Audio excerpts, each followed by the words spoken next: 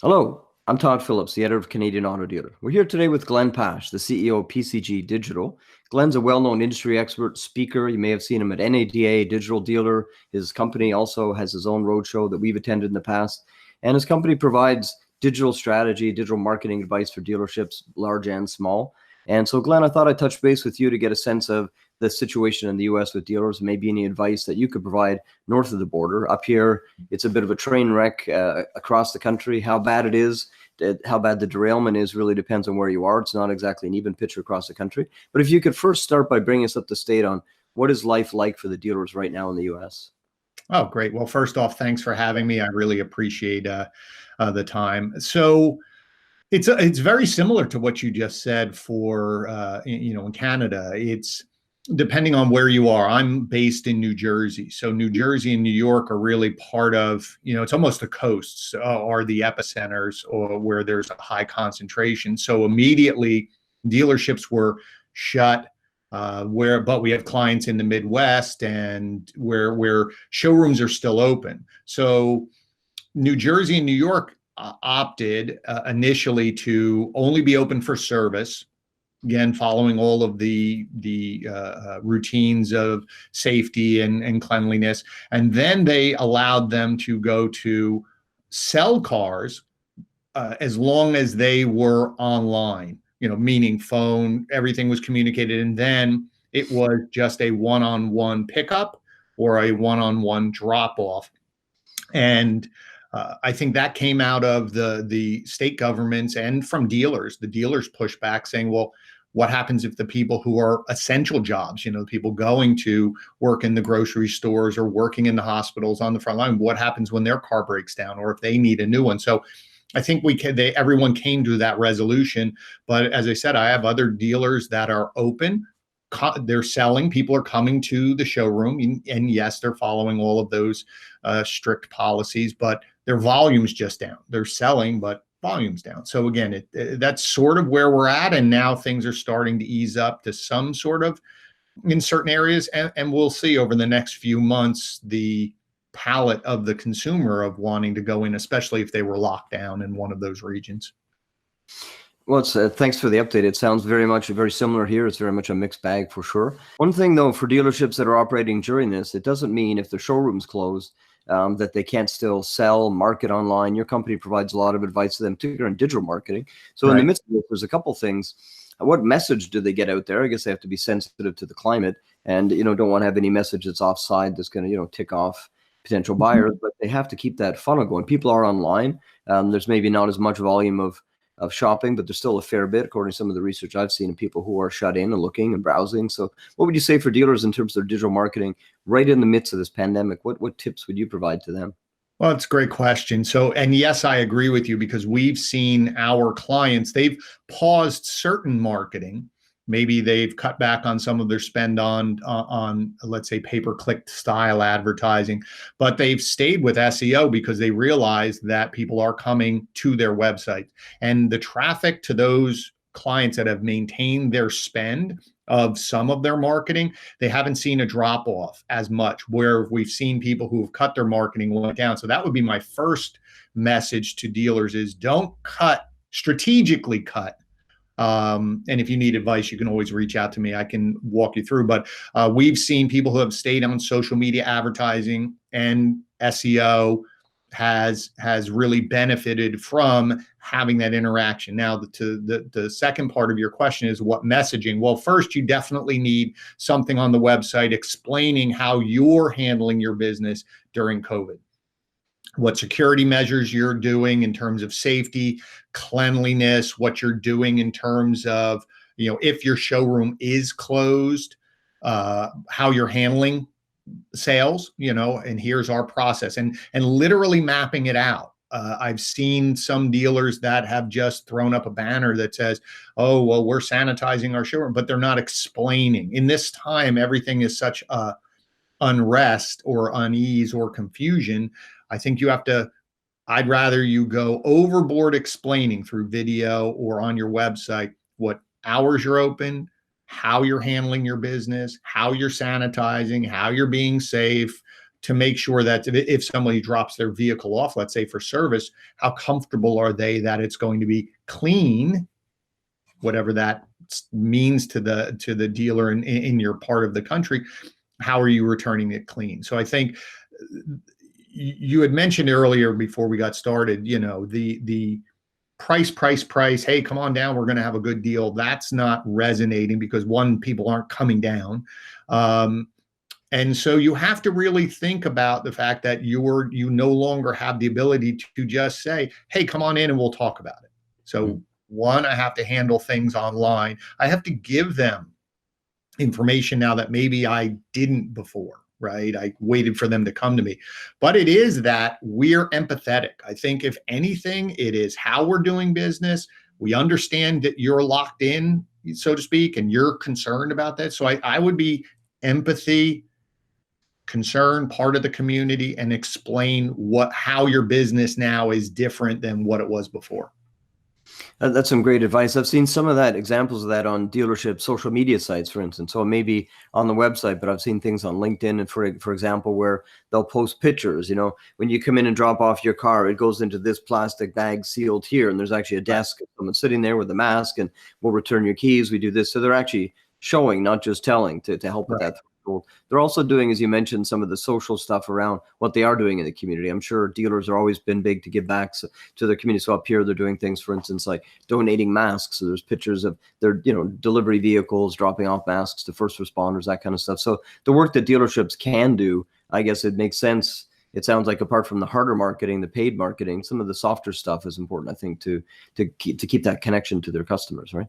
I think so. I've seen a few dealers. I saw one on social media. I thought it was really great. I don't remember the name of the dealer, but they use their showroom as almost a food pantry for people in their community that may have been working in what was considered a non-essential business, maybe, a hair salon or a barber shop or a restaurant that, their staff was limited. Maybe the restaurant could survive at least part of the time doing some takeout food, but, servers lost their jobs. And even people in the industry from, in our industry, vendors have cut back on some sales teams because they can't go visit dealers. So this dealership got donations. They put some money into it, but other people who donated, and they created a food pantry type so people could just come in and get food. So I think that's going to resonate.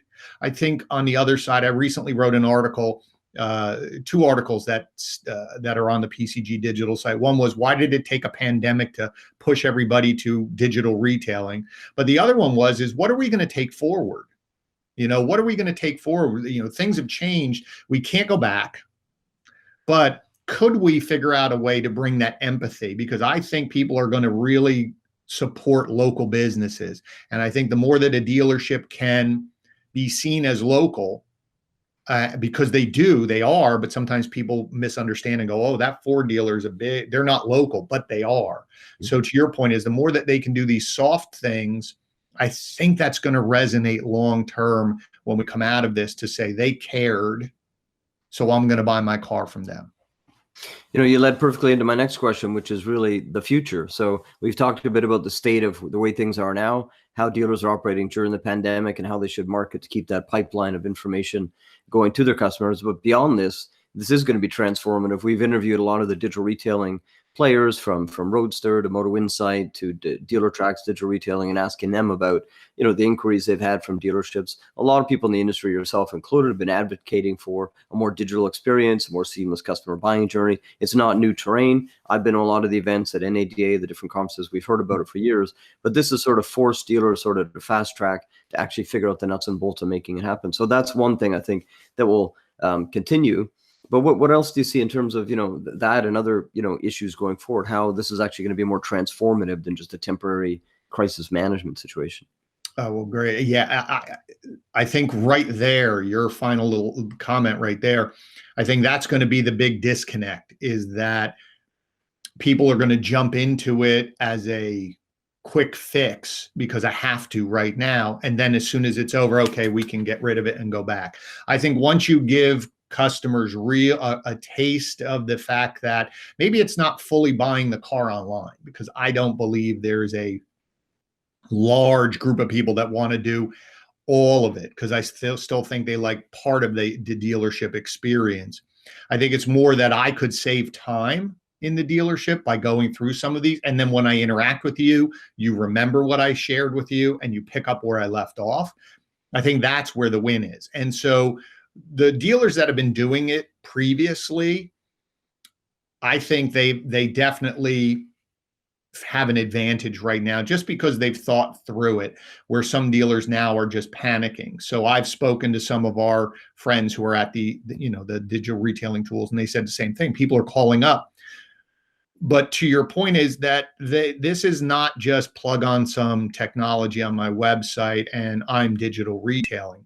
Brian and I spent the last 18 months working with a manufacturer, creating their blueprint to say, here's how you should roll it out. And so we've built a package to help dealers in this situation to say, let's help from a consultative standpoint over the next 60 days. We can help you, because it is coming up with the technology.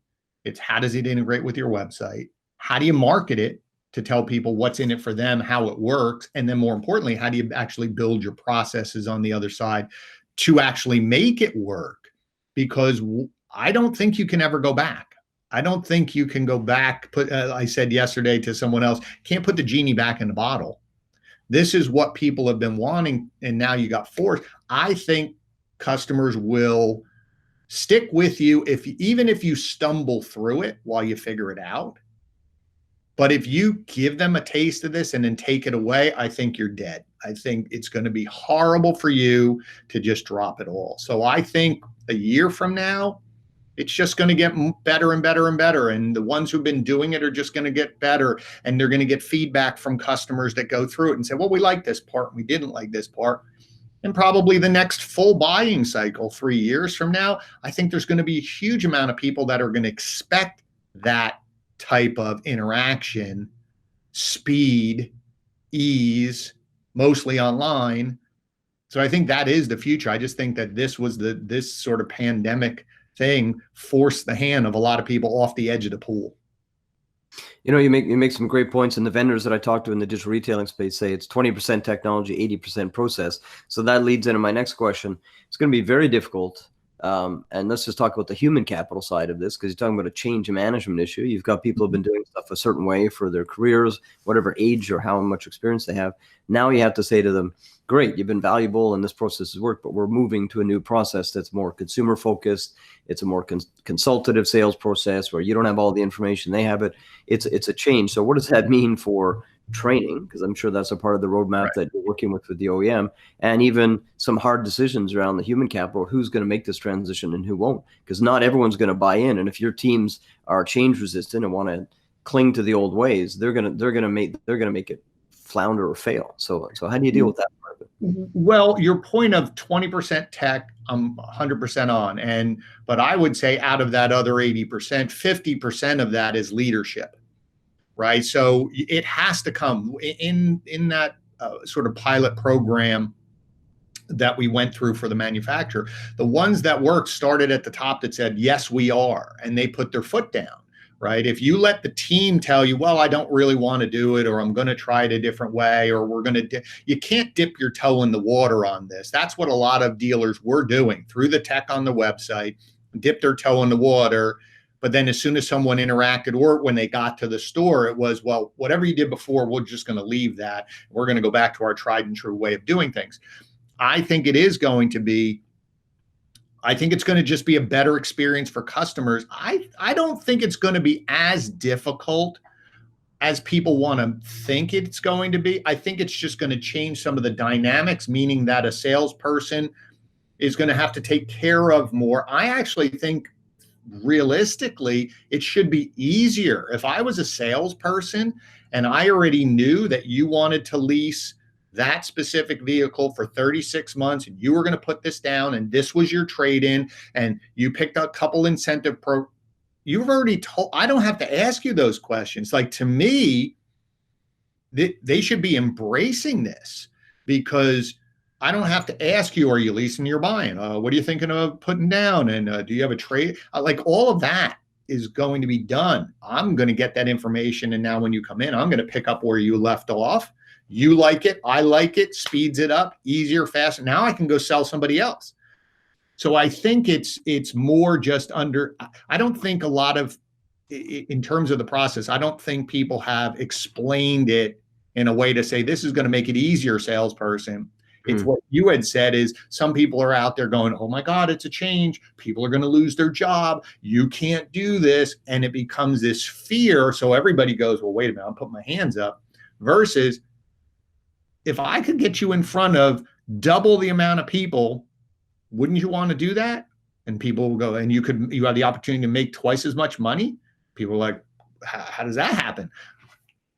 That's what I think. So I think it's actually going to be easier. But to your point is that if it's not coming from the top down as this is the new direction of our business, you're right, it will fail. It just won't work because then they don't have to actually do it because there's no repercussions if I don't.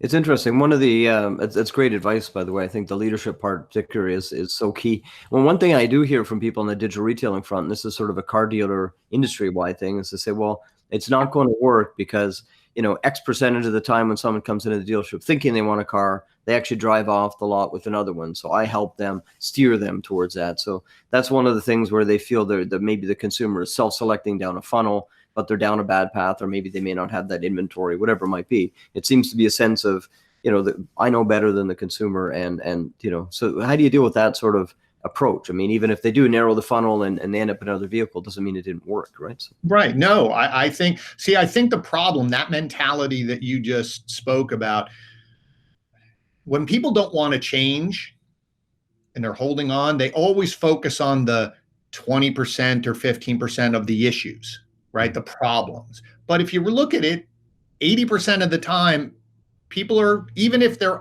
go to a different vehicle, the process was pretty easy. Everybody likes to say, well, what about that one person? Or what about that? And I'm going, I don't coach when I go into dealerships to work with them. I don't design processes for 20%. I design them for the 80%. So to your point is, even if they came down the funnel, when they first get there, if I said to you, if I picked up where you left off on the first vehicle, I've built up trust. Now, all of a sudden, if I start asking you the right questions and saying, great, well, that was it. And they're saying, well, wait a minute, some of my customers who looked at this also looked over here because they like that. It's what you normally do. I think the mistake that people are making with digital retailing or this experience is they're not acknowledging all the work you did as a consumer online. So either the BDC has to change your processes, or that handoff from BDC, if you have one, to the salesperson, where they pick up where they left, almost a checklist. I see you're here, it's right over here, let's go. That, to me, it's not about I go on a different vehicle. It's before that. It's how I interact with you when I first get there that allows me to get to another vehicle. You're not getting to the other vehicle if you went through all of this information online and I just walk up and go, hey, Todd, what brings you here? Well, I filled out. Don't worry about that. You got me here. I'll help you here. Like, that person's just going, why did I waste an hour of my time online? Why did I talk to that other person and tell them what I'm trading in? And this person in front of me has no idea. This is a complete waste of my time. So no matter what that person recommends to another vehicle, it's not going to win over. I think it's that first step.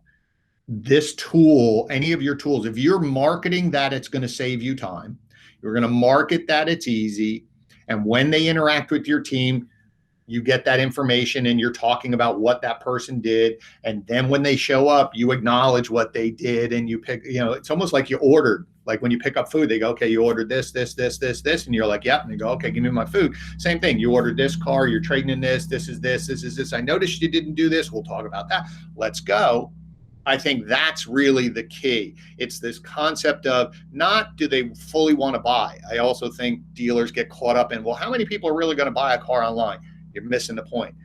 You should be focused on how can I save time? How is this new strategy, these new tools going to save that consumer time so when they get here, I can get them in and out of here in an hour after they decide on that car. They finally go, I don't think consumers mind jumping from one car to another car and test driving. That's the fun part. But as soon as they go, that's the one I want. If I could get them out of there in 45 minutes, I'm a hero, right? That's really the key. And that's what I really think we need to focus on. It's a great discussion, and I think dealers that are going to be embracing this in the near future are going to have a lot of allies who have been really pushing this behind the scenes for yourself, your brother, as you mentioned, others in the industry are going to be busy. But I think now the use case scenario argument that you had to kind of invent or create has sort of unfolded in real time, and I think that part of the equation or that part of the conversation will just go away. And I think it may get right down to the rubber hits the road, the process, the training, and maybe acknowledging to dealers as they're going down the path, this is more complex than you think. This isn't a web tool or a widget just to feed leads in. This is a wholesale change of your business. Let's go. And I think they may be ready now. I think so. And I think that, to me, how you just summarized it is what we do. And that's why we came up with this 60-day consulting. Dealers don't want long-term consulting, but they want some help. They want to be able to say, well, I don't have a brand message, or I don't know how to name this, and I don't know how to build the processes, or how do I have that discussion with my team, right? So having someone else help guide that. And there's a lot of people out there, but I think to your point is that if you're going into this knowing that there's more tentacles to it than just the widget, I think you start asking the right questions. I think then dealers start asking for help, and then they go down the right path, and it will be on the way to be more successful than just, well, I bought a tool, I put it on the website, and then going, well, that didn't work, let me go get another tool, and that didn't work, let me go get another tool, and then you just give up. And then in a year, you're even further behind than your competitors who are offering this type of service online, this experience to their consumers in the marketplace. And then you're seen as antiquated and wasting people's time versus embracing empathy, embracing speed, embracing time, and making it easier for me to do business with you. Well, great. That was a great conversation. That was, I don't know how long this went, 15 minutes of free consultation for our dealers on both sides of the border. My pleasure. Well, thank you very much for having me. As always, people can find me on social media if they have a question. Like I said, I jump on calls like this with dealers all the time. I don't run the clock, but I'm always here to help. So you can always reach out to me if you have any questions about this, or if you have a question about a tool or a process, be more than happy to help you.